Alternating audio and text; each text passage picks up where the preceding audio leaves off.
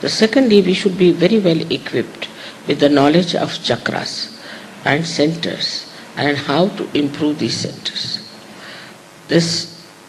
If you do not have that knowledge, you cannot face people.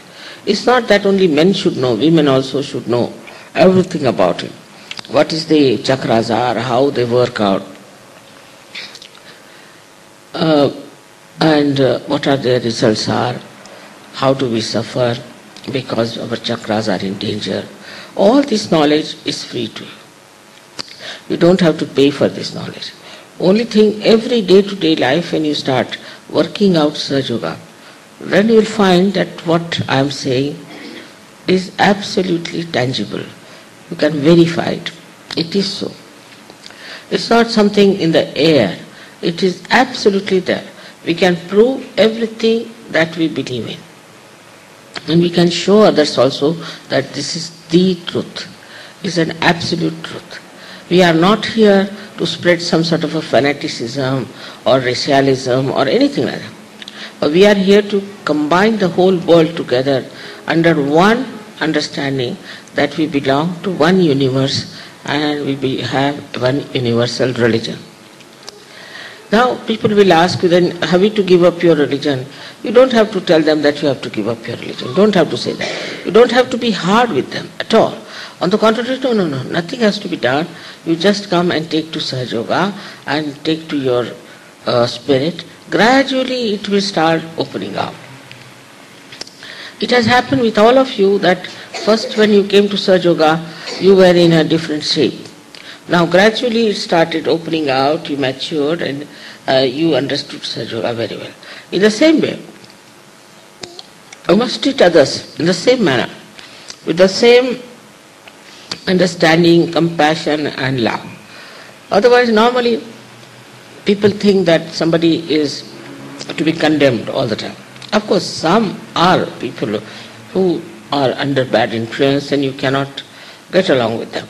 But most of you should know that we have to get more people into Sahaja Yoga through our compassion, love and also lot of understanding about others' feelings. I found that even countries where have been Sahaja Yoga for so many time, suddenly someone comes up and start giving trouble and becoming bhutish sort of thing, see, and misbehaving.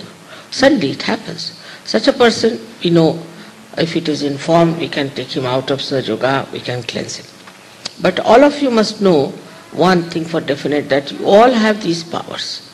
To cure yourself, improve yourself, to help others, you can do everything yourself. You all have these powers.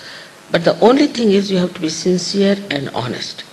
If you are not sincere and honest, it will never work out. On the contrary, it will boomerang on you. So in Sahaja Yoga, it's very important is the sincerity of purpose. You must have complete sincerity of purpose that you are here to achieve your own self-emancipation first.